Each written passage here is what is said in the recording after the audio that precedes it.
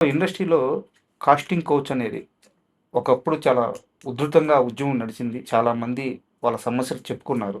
తమిళ ఇండస్ట్రీలో అయితే ఇంకా చాలా ఎక్కువగా ఓపెన్ అయ్యారు. మన దగ్గర కూడా ఆ సమస్యలు బయటపడ్డాయి.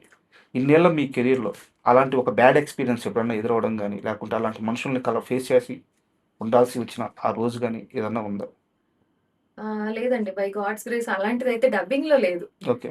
మరి నా వరకు అయితే ఎప్పుడూ రాలేదు. హ్మ్. నేనెప్పుడు వెళ్ళాను, కంఫర్ట్‌గా వర్క్ చేసుకున్నాను, వచ్చేసాను గానీ, ఇలాంటి ప్రాబ్లమ్స్ అయితే నా వరకు ఎప్పుడు రాలేదు. ఓకే.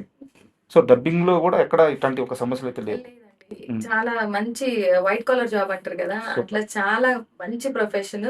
అందరూ కూడా అంతే రెస్పెక్ట్ ఇస్తారు. హ్మ్. ఇప్పుడు మనం ఎలా ఉంటే వాళ్ళు కూడా అలాగే ఉంటారా అని అంటారు కదా! హ్మ్. కొంతమంది బిహేవియర్‌ని బట్టి వాళ్ళు కూడా మేబీ చేస్తారేమో నాకు తెలీదు గానీ, బట్ చాలా, చాలా జోవియల్‌గా చాలా మంచిగా ఉంటుంది. చాలా respected work. And 'family man' ఆ వెబ్ సీరీస్ చూడని వాళ్ళంటూ ఉండరేమో నాకు తెలిసి.